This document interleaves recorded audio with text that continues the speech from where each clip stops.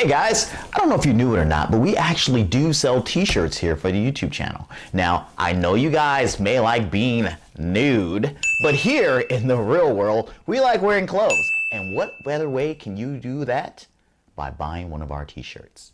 So go to teespring.com and pick any of the shirts that you see us wear on the show, and you can be like us, not nude.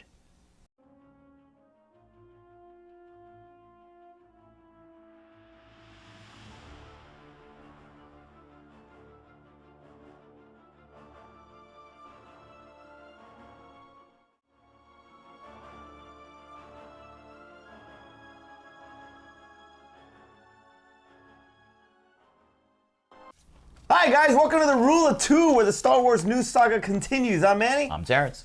And today we're going to talk about some Colin Trevorrow episode 9 leak news. There you go.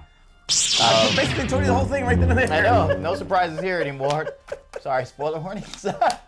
But yeah, we're looking at the Trevorrow. Well, I'm sorry, we're looking at the Trevorrow Cut. Hashtag release the Trevorrow Cut. You shot not one thing. All concept art. Yeah, I mean, release the Trevorrow Cut. Episode 10. We thought the same thing about the Snyder Cut, and then we found out there was actual footage shot. Who knew? Anyway, or just recut up Rise of Skywalker and just add in a couple scenes, CGI the stuff in there. Come on, you know how to do it. Director's cut, but Trevorrow at the bottom. Come on, you bring back everybody else with CGI, just CGI in the Trevorrow scenes, and we're good. All right, so Rise of Skywalker is the conclusion of the 40-year-old saga, and it is a very divisive movie, much like The Last Jedi, but a little lighter as far as the comments, because a lot of people did like Rise of Skywalker a little bit more. I did. So, but yeah, I thought it was great, but there was just something that just was not there as far as following the tone of what The Last Jedi was, which I guess that's what they were trying to get away with, get away from. But the way Trevorrow, the recently leaked concept art for Trevorrow's version of Episode 9 was pretty much falling in line with what Rian Johnson was doing. Yeah. And I thought that the tone was going to remain dark, but there were going to be some subtle, levity there that was going to be put in there. So let's break this down more or less. He had some JJ moves in his version too. Yeah, lens flare and all. Now the movie was going to be titled Episode 9, Star Wars Episode 9, Duel of Fates. I'm okay with that being a title, but I understand that the song in Phantom Menace was Duel of the Fates, so it's just going to be like you couldn't think of your own title? No, it was I would have probably thought of it more as a bookend, because Duel of Fates, what started out, as far as such a strong, composition to be put in Phantom Menace, and why not end it with the title of Duel of Fates? If I had to take two titles, like Rise of Skywalker and Duel of Fates, I'm gonna pick Duel of Fates. I would have picked Duel of Fates. In a sense, too, since it's really about Rey and Kylo, or Ben, it's about both of their fates. It makes sense. I get it. It's cool. But would I have preferred something better than Duel of Fates? Yes. I also would prefer something better than Rise of Skywalker. This is very true. Nothing comes to mind right now. Duel of Fates. Duel of Fates. So, in the Trevorrow Cut, there is no Reylo connection there. There is none of that. Thank God. He is so far, in debt with the dark side that there is no saving him. So it is. That's the way I wanted it to go. That's the way it should have been. So you do see Rey in black, very much like Luke Skywalker was in Return of the Jedi. You see her in black. A lot of the concept stuff literally ripped Return of the Jedi outfit off of Luke and just put it on her. Yeah, and I'm pretty sure that they would have. It was concept art. They would change it. I mean, made it her change own, it a little like bit, but double-bladed Rey. She also has a double-bladed blue lightsaber, so she's got that, and wearing the black that Luke Skywalker did. Right. I would have loved to see that, because we got a hint of it, but it was just kind of like a dark side perception. But it would have shown her. It would have shown her growth as a character and how she had evolved from Force Awakens to where she's at in Episode 9.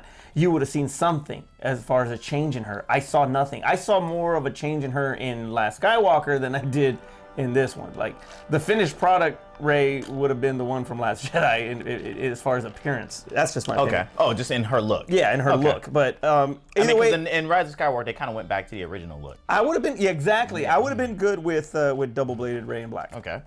All right, what do you got? Are we taking these in order, or is like Whatever we're just you talking about whatever went? Okay. The ones that stood out.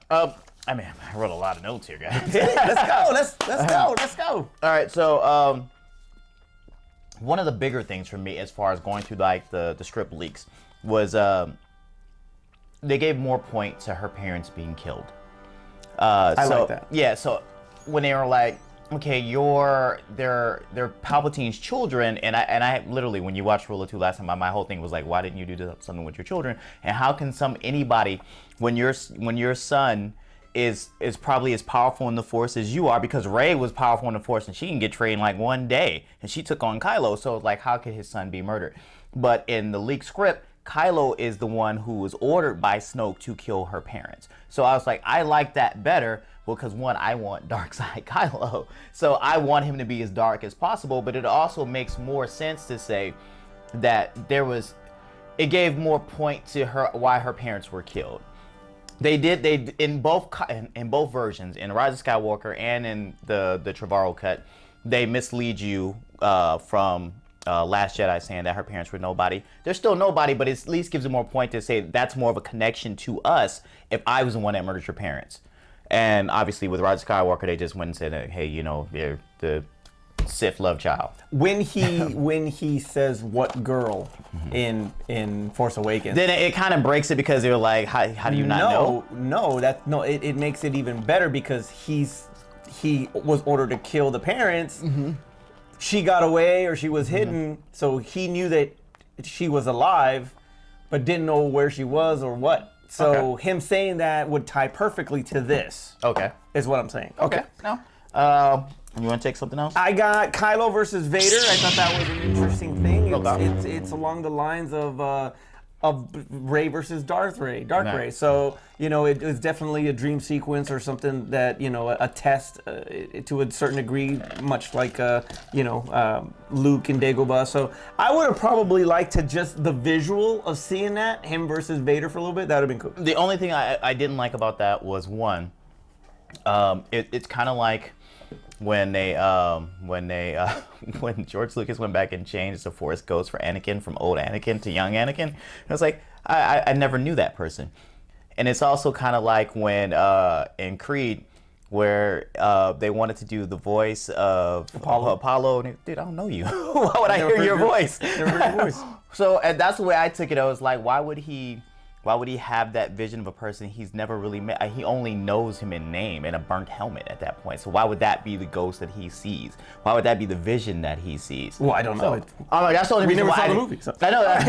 in the Trevorrow Cut, #, release the Trevorrow Cut, when that comes out, I'm going to question, like, why was that a thing? All right, go ahead. All right, so one thing I did kind of want to see, he makes a comment, Luke does, and he was like, if you strike me down, I'll always be with you. And then he makes a comment, and it was like, I'll be seeing you around, kid, right? And then none of that paid off. And at least in the Trevorrow Cut, he goes back and forth appearing to Rey as the Force Ghost, and also to Kylo, trying to convince him to turn back away from the dark side. I like that. It was like, because he does have a connection with Kylo, so it would make sense for him to be able to see his Force Ghost, and he has a connection with Rey, so it makes sense to that. So he literally told him, I'm not done with you. I'm going to die here, but I'm not done with you. We're going to continue to talk. I would have liked to have seen that. They literally just made him pop up in here and like, hey, thanks for dropping that lightsaber off. That's all I got in Rise of Skywalker. So I would have loved him to have at least that point in there. I know it was kind of impactful to do Han Solo appearing to him and making that be the reason why he turns back. More or less, or at least pauses him. Do you think that if Carrie Fisher had lived, having her in that scene would have been a lot more powerful? Her in that scene? Yes, because that's the only one he didn't really harbor a grudge to. Well, he didn't kill her in Last Jedi. Yeah. He didn't even. Somebody else did that. If she had popped back up in that would have made that whole I'm stopping and not even thinking about the battle anymore.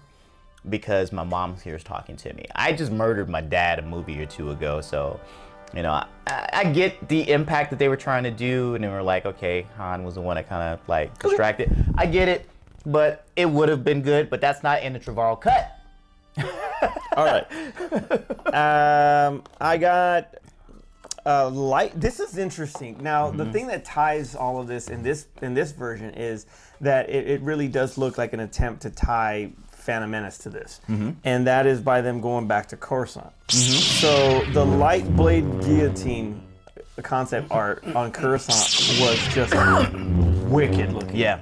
I mean, damn, man, you had never seen any kind of anything really that violent, you know, in a Star Wars film. I mean, yeah, you got your sword, you know, what he did to Dooku and, you know, all that. Yeah, sure. I'm not sure if that would have made it because they always flirt with the whole not going past PG. I mean, well, who's to say that it would have? They weren't going to show it, obviously. See a head rolling down. Yeah, you wouldn't. I don't think you'd have seen it. I don't think you'd have seen it. But just, you know, to mess with your mind, you know, I mean, just I thought that would have been a cool scene to see. Another thing that I was, and they kind of hinted to it, there was a kind of an extensive thing where Rey and Finn and Poe in the stolen Star Destroyer are being pursued by the Knights of Ren. They actually do stuff. Yes. They don't actually just look good in a costume and get killed at the end of the movie. Yeah, they actually did stuff, and I was like, I wanted to see that. That would have been cool. That would have been cool. So they would have had a bigger part. In that whole same circle, Rose actually has a bigger part, so at least they try to flesh out what they were starting to do in Last Jedi.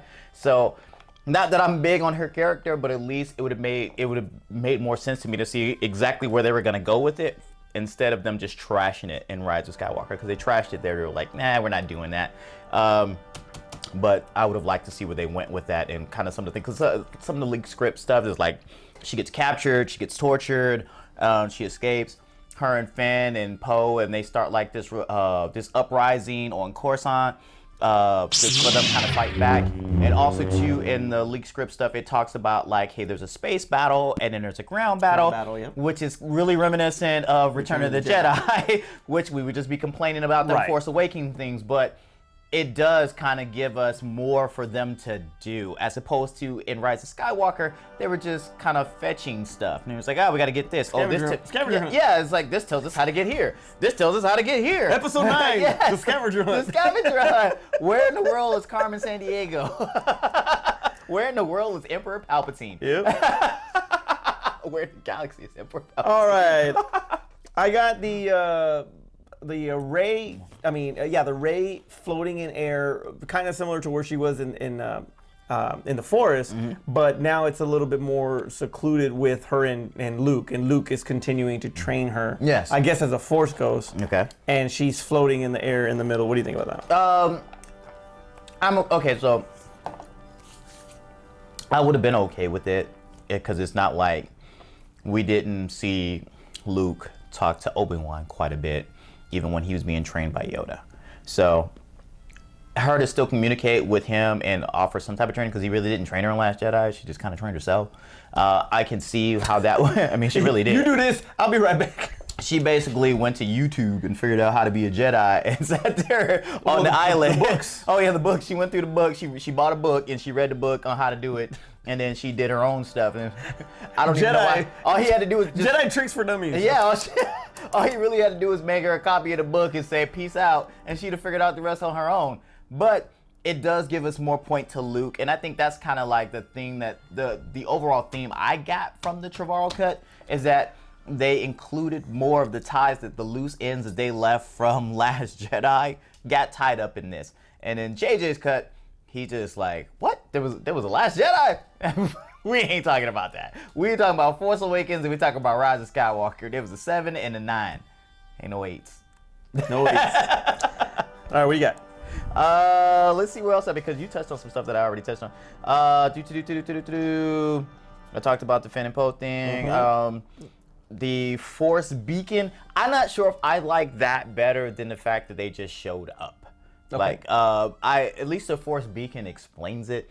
I mean, so all these people on different planets kind of got together at the same time, had the same exact idea, and it was like, we're gonna show up. Hey, you came in too? I was just thinking the same thing, man. That's good. Who else is here? Look at all these people. I can't believe everybody showed up on the same day at the same time. At least with the Force beacon, it kind of thought. Yeah, who'd have thought? At least it kind of explains how they kind of got together to really kind of like, not unionize, but kind of like get everybody together to take on the Empire all at one, as opposed to just being the Resistance, always having to fight for the whole galaxy. The whole galaxy now comes and pitches in. So now it happened in both movies. So it's on your left. But at least, yeah, it's on your right. Basically, they had an Avengers Assemble moment. That's what on did. Both versions. On both versions, they had an Avengers Assemble moment. But at least it explains it a little bit. I'm not sure if I would have liked it, because I would have been like, really? They just happen to have a voice, a force communicator that talks to everybody they ain't never used in 8 other movies. Come on. I mean, come on. So you got the scene where C-3PO is pretty much comforting R2, who appears to be badly damaged. What do you got? I'm about consequences, and it's not like we were gonna see these characters again. I'm on the Harrison Ford train and was like, look, kill me. Kill some characters, man. I mean, because you were, we had it was an unaired episode, but we had a rule of two. We were talking about bold move, punk move. Yeah, I want to see the moves, man. Killing Chewbacca was a bold move. The punk move was saying like, oh, that was a different transport. Which there was, when you look at Rise of Skywalker, there's only one transport. Yeah, there's only one transport. There's only one there. Like, where you? Anyway, so. But I need consequences. So this is a war. But he was not. He was not killed. He was, or not killed, but he was not complete. He was not destroyed. He was just badly damaged. I would have been okay with a damaged R2. I'd have been okay with a dead R2. I'm like, who's he sticking around for? Luke gone? Let it go. C-3PO can't remember because he. What's he sticking around? We don't need these droids no more. We got 2 other droids. We got BB-8 and the other little Dio thing, and the freak thing, the little thing that did the head thing for C-3PO. Babu Freak. There it is. Because it's a ridiculous name. I already got new stuff that I like. The Babadook or what? Dude, Transformers movie 1986 version this thing and kill Optimus Prime. Just to punk move, bring him back in the series. All right. Okay, so the last one that I had, and I'll let you finish off yours, is the Tor Valum Sith Master. I don't. Okay, so I did see that. So was he Palpatine's so that's master? That's what the internet is like a buzz with us. Or is it really Plagueis? What is it? I mean, he said Plagueis was dead. So why would he direct anybody to go see Plagueis? Hey, remember I've been telling you I killed this guy, but he really out there. Y'all want to go see him if I get killed? So that's. I think maybe that's why they did that. That's one of the things that's like I can see why they would change that, because then it just opens up way too many questions to say that. But then it also ruins the rule of 2. If he knows that he's still alive, then the rule of 2 is they're breaking the rule of 2. How are they breaking the rule of 2? Because he would have been his master after Plagueis died, which left Palpatine on his own. But he took an apprentice. Yeah, but what if he was cheating? And you can't take an apprentice. No, you're right. You can't take. They have to murder their master, and then at that point, then they could take an apprentice. So then where would this guy fall in then? That's the whole point. It would have messed up too much, and it would open up way too many doors. Look, we're still dealing with the fact of him messing with the midichlorians and making Anakin, which they won't stand still on. They were like, well, we're not really saying that, but we're saying that type deal. They won't stand firm on that. So to say that, like, hey, there's still another master for Palpatine out there, do you know how much angry the internet would be about that? But that was the mistress. It was the mistress. So he was banging his mistress, or he was banging his master. So that's Rey's mom. Oh. Anyway, all right. So I had that one. I wasn't too sure about how that would have fit. There would have to been some really damn good, clever writing to loose or it wouldn't to work. Get those plot holes fixed. I'm fine with the. What do you have left? As a matter of fact, I talked about that and on here. Also, too, I put on. I'm kind of glad they didn't do this. where they it mentions that he's trying to repair his helmet by melting, like smelting down some Mandalorian armor, I guess, to get that. Yes. And that heat from it, he puts it on, he burns his face. I was like, that's the story of Doctor Doom. That's how that happened. I was like, why would they steal that?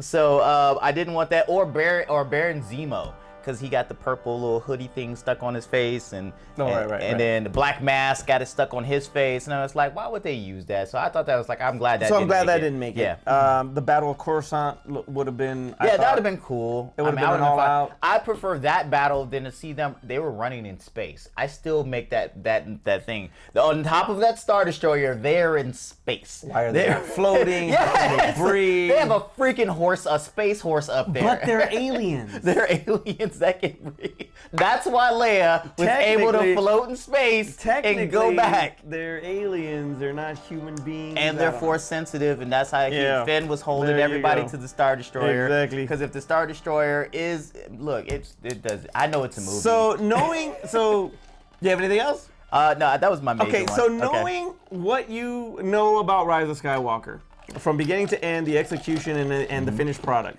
and then now looking at the Colin Trevorrow plot leak and script leak and all that, concept art. Trevorrow Cut. Which episode 9 would you have wanted to see? I would have preferred whichever one they gave me.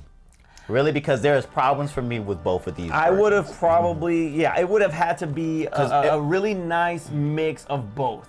There had to be some of the scenes, some of the character, the way they look as far as their appearance. There's a lot of things. I would put a mixture of both. Duel of Skywalkers. I like in the Trevorrow Cut is not such a fetch quest. I like more along the lines that Rey is just kind of doing things already. I like the way that they were going with Palpatine in the JJ version. I like what they did with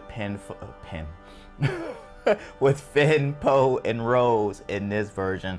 I mean, there's things that I can cross. Yeah, you can take from both. And it's one of those things, if Trevorrow got to stay on it, and Abrams had been working on the script, but at the last minute backed out and it brought Trevorrow back or something like that. Let's look at we got to Trevorrow version, and then that JJ script was out there. People would still be screaming, "I wanted JJ's version. He made Force Awakens. He should have finished the trilogy. I wanted hashtag release JJ Abrams cut."